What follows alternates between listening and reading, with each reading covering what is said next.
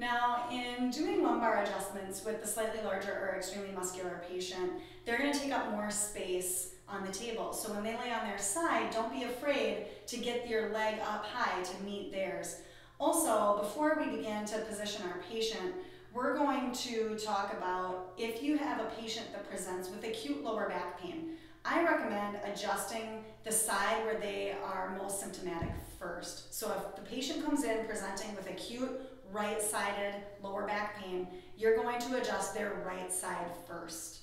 In this manner, there's less chance for them to become apprehensive in anticipation of knowing what's coming in the adjustment. I find this to work very well. The patient instantly feels better, and then you can switch and do the other side if needed. Whereas if you try to do the contralateral side of the greatest injury first, then the patient often, when you switch them to the side where they have the most pain, will tense up knowing what's coming and anticipating that it's going to hurt. Although if you can get them to relax through it, they can have the adjustment very often without any discomfort and instantly feel better.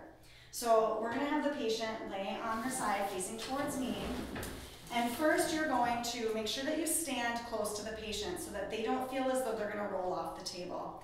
I'm going to help bend the knee and tuck the toe behind their knee. If their toe doesn't stay tucked, that's okay, and I tell the patients that as well.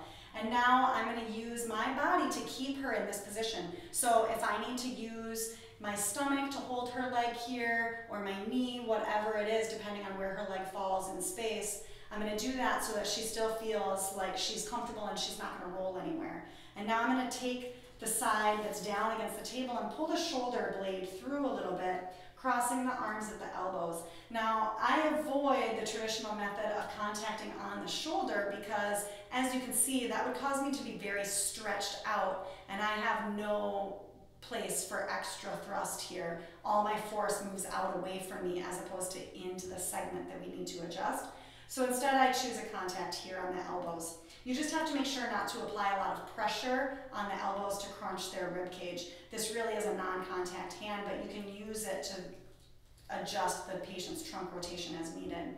Now you can see in this position, if you have a patient who is not very flexible, or again a large patient or extremely muscular patient that has decreased range of motion, you can see how their leg stays up high off the table. Don't be afraid to get your leg up high to meet theirs. So it may require a little bit of balance exercise, but once you meet their leg, you're very stable now. So I'm going to reach across the patient, and using my knee to bring her knee down, I'm also going to use my forearm to cause distraction on the sacrum. Now, whatever your desired segment is, I use a digit contact, so typically my middle finger. And I'm going to use the pad of my middle finger on the desired segment, again using my forearm on the patient's sacrum for extra distraction. So from here, I will have the patient take a nice deep breath in and breathe all the way out, which helps them relax. And then it's a nice kick with a firm pull.